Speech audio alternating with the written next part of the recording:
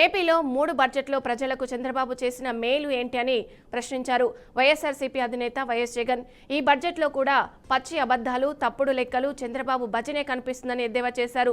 State revenue ప్రగతిలో దేశంలో 23 రాష్ట్రాల్లో ఏపీ 22వ స్థానంలో ఉందన్నారు. అన్ని వర్గాల ప్రజలను చంద్రబాబు మోసం చేశారని ఘాటు విమర్శలు చేశారు. ఈ చంద్రబాబు నాయుడు గారి ప్రజా వ్యతిరేక వెన్నుపోటు కూటమి అధికారంలోకి వచ్చి ఇవాళ ప్రవేశపెట్టిన బడ్జెట్ 3వ బడ్జెట్. అంటే ఇక మిగిలి ఉండేది కేవలం 2 బడ్జెట్లు మాత్రమే మిగిలి ఉన్న నేపథ్యం. మరి ప్రవేశపెట్టిన ఈ 3 బడ్జెట్ల ద్వారా చంద్రబాబు నాయుడు గారు రాష్ట్రానికి కానీ ప్రజలకు కానీ ఏం చేశారు మంచి అని చెప్పి చూస్తే మంచి అనేది ఎక్కడా కనిపించదు, అంతా మోసమే కనిపిస్తుంది. ప్రజలను వరుసగా వెన్నుపోటు పొడుస్తూ వారిని వంచిస్తూ చంద్రబాబు నాయుడు గారు ప్రవేశపెట్టిన బడ్జెట్ ఈ 3వ బడ్జెట్. వరుసగా 3వ బడ్జెట్లోనూ చంద్రబాబు నాయుడు గారు తాను ఇస్తానన్న సూపర్ 6, సూపర్ 7 ఈ మేనిఫెస్టోల హామీలు పూర్తిగా గాలికి ఎగిరిపోయాయి. ఇతర హామీలు, ఇతర వాగ్దానాలను పూర్తిగా విస్మరించిన పరిస్థితులు. అన్ని వర్గాల ప్రజలను మరోసారి మోసం చేస్తూ పెట్టిన బడ్జెట్ ఇది. చంద్రబాబు నాయుడు గారు సూపర్ 6, సూపర్ 7 విషయంలో తాను ప్రజలను మోసం చేయడానికి అన్ని రకాలుగా ముందుగానే నిర్ణయించుకున్నారు కాబట్టి అబద్ధాలను కూడా రక్తి కట్టించారు. సూపర్ 6, సూపర్ 7 హామీలను తాను నెరవేర్చకపోయినా అబద్ధాలు పదే అవే అబద్ధాలు చెబుతూ సూపర్ 6, సూపర్ 7 అట్టర్ ఫ్లాప్ అయినా కూడా తాను చేయలేక సూపర్ హిట్ అంటూ నిస్సిగ్గుగా మోసం చేస్తూ గోబల్స్ ప్రచారానికి దిగారు. బాపట్ల జిల్లా చీరాల మండలం కొత్తపాలెంలో హృదయ విదాకర సంఘటన చోటు చేసుకుంది. ఇంటి సమీపంలో ఆడుకుంటున్న 2 ఏళ్ల చిన్నారి కోమరగిరి స్థాయి దుర్గమ్మను టాటా ఏసీ వాహనం ఢీకొట్టడంతో ఆమె అక్కడికక్కడే మృతి చెందింది. గ్రామానికి వ్యవసాయ కూలీలను దించేందుకు వస్తున్న వాహనం అదుపు తప్పి చిన్నారిని ఢీకొట్టినట్టు స్థానికులు తెలిపారు. ఘటనతో గ్రామంలో విషాద వాతావరణం నెలకొంది. కుటుంబ సభ్యులు, బంధువులు కన్నీరు మున్నీరుగా విలపిస్తున్నారు. సమాచారం అందుకున్న పోలీసులు సంఘటన స్థలానికి చేరుకుని దర్యాప్తు ప్రారంభించారు.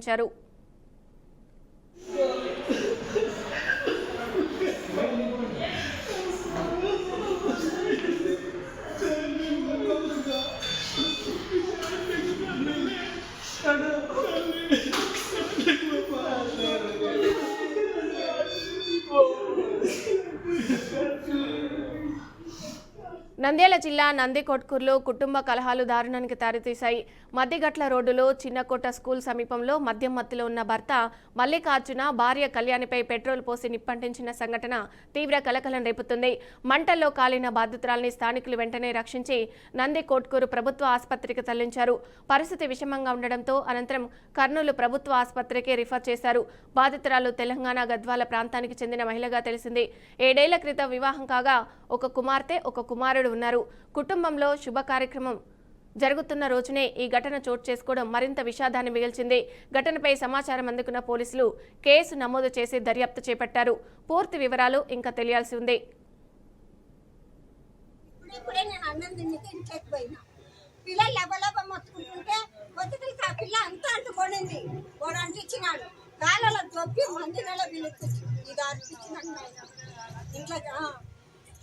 ఏడంటిచ్చినాడేమో ఆ పిల్ల ఈయనింటి వచ్చి ఇట్లా అనుకోనింది, అది వెళ్ళి అంటుకోనింది.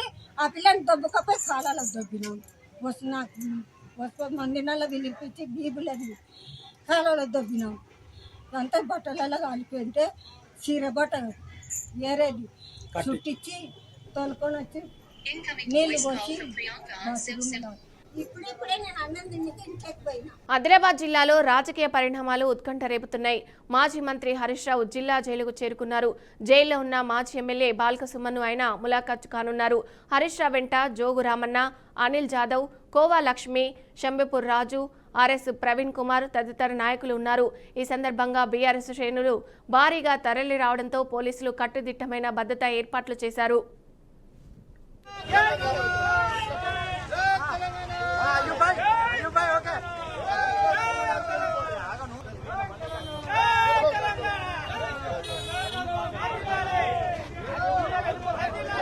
కేసీఆర్ గారి నాయకత్వం, తెలంగాణ జాతిపిత కేసీఆర్ గారి నాయకత్వం, తెలంగాణ జాతిపిత కేసీఆర్ గారి నాయకత్వం, బాల్క సుమన్ అక్రమ అరెస్టును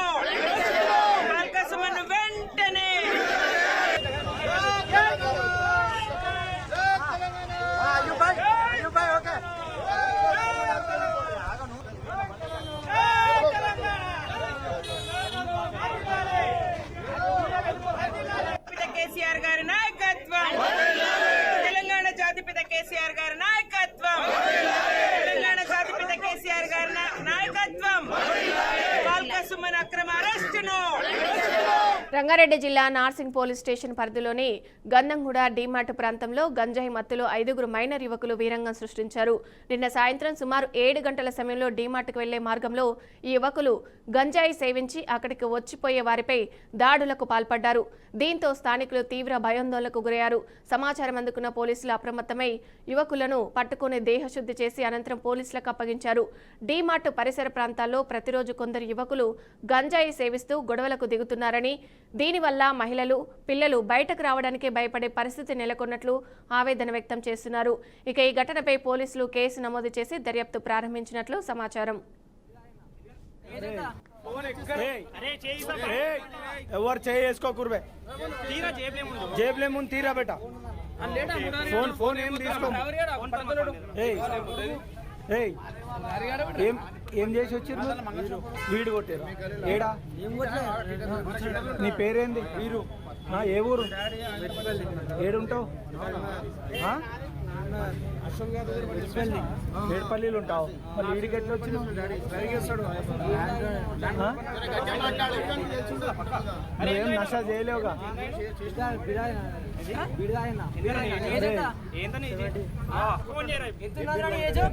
ఏం బియర్ తాగినావు? అరే చిన్న, అరే బ్లడ్ టెస్ట్ చేస్తే మొత్తం బయటికి వెళ్తుంది.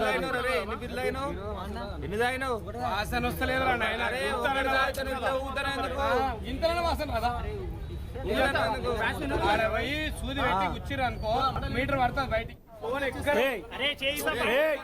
ఎవరు చేసుకో కుర్బే జేబులే ముందు తీరా బేటా. బ్రేకింగ్ చూస్తున్నాం. Heritage vice chairman and managing director Nara Bhuvaneswari Heritage promise పేరుతో ప్రత్యేక వీడియో విడుదల చేశారు. చూసిందే నమ్మండి అనే నినాదంతో సంస్థ నాణ్యత ప్రమాణాలు, రైతుల పట్ల అనుసరిస్తున్న విధానాలను వివరించారు.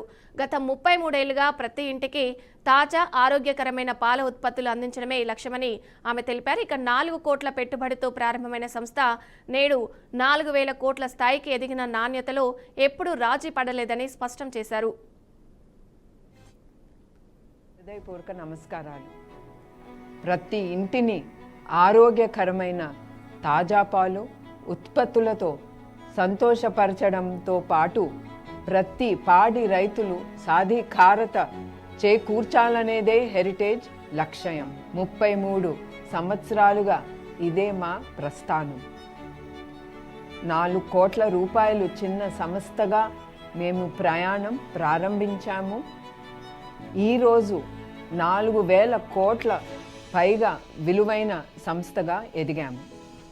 మా లక్ష్యం పట్ల నిజాయితీగా నిలబడే మా వాగ్దానమే ఈ సంస్థని నిర్మించింది. నాణ్యతపై ఎలాంటి రాజీ లేకపోవడమే ఆ నమ్మకానికి పునాది.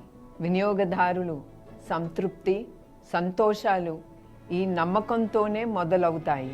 పాలు మాత్రమే కాదు, పెరుగు, నెయ్యి, పన్నీర్, ఐస్ క్రీమ్ ఇలా మీకోసం తయారు చేసే ప్రతి ఉత్పత్తుల్లోనూ మా డెడికేషన్ కనిపిస్తుంది. హెరిటేజ్లో నాణ్యత అనేది ఒక్కరోజు కృషి కాదు, ఇది ప్రతిరోజు నిరంతరం కొనసాగే ప్రక్రియ. అందుకే మా ప్రతి ఉత్పత్తి 25 నాణ్యత పరీక్షలను దాటిన తర్వాతే బయటికి వస్తుంది. పరిశుభ్రత, ఆహార భద్రత ప్రమాణాల విషయాల్లో చట్టపరమైన ప్రమాణాలు కంటే మరింత కఠినంగా మా పరీక్షలు, విధానాలు ఉంటాయి. 500 మంది పైగా నాణ్యత నిపుణులను ఈ ప్రమాణాలను నిరంతరం పర్యవేక్షిస్తూ ఉంటారు.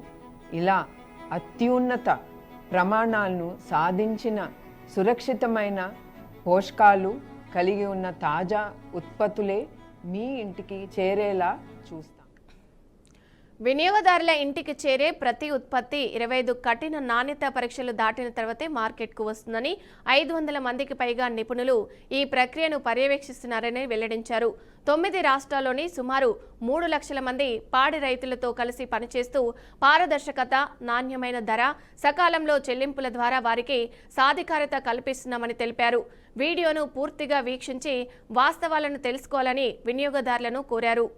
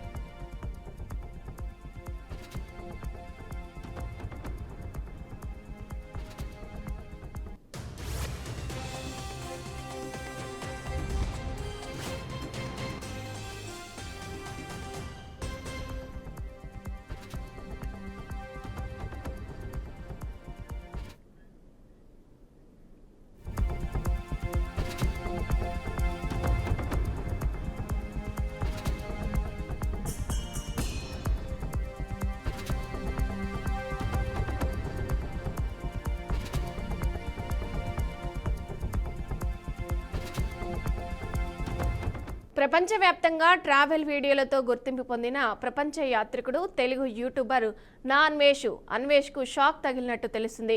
అన్వేష్ ఇన్స్టాగ్రామ్ ఖాతా అకస్మాత్తుగా కనిపించకుండా పోవడం సోషల్ మీడియాలో చర్చనీయాంశమైంది. సుమారు 13 లక్షల ఫాలోవర్స్ ఉన్న ఈ అకౌంట్ తొలగింపునకు పోలీసులు జోక్యం కారణమైందని సమాచారం.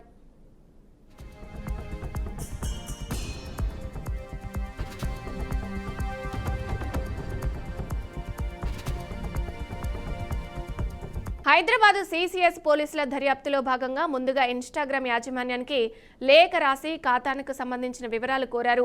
అందిన సమాచారాన్ని పరిశీలించిన అనంతరం ప్లాట్ఫామ్ నిబంధనలు ఉల్లంఘించినట్లు గుర్తించినట్లు తెలుస్తుంది.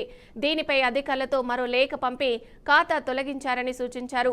పోలీసుల నివేదికను పరిశీలించిన ఇన్స్టాగ్రామ్ యాజమాన్యం కమ్యూనిటీ గైడ్లైన్స్ ఉల్లంఘన ఉన్నట్లు నిర్ధారించుకొని ఖాతాను బ్యాన్ చేసినట్లు సమాచారం. ప్రస్తుతం ఆ అకౌంట్ సెర్చ్లో కనిపించకపోవడం చర్చనీయాంశంగా మారింది.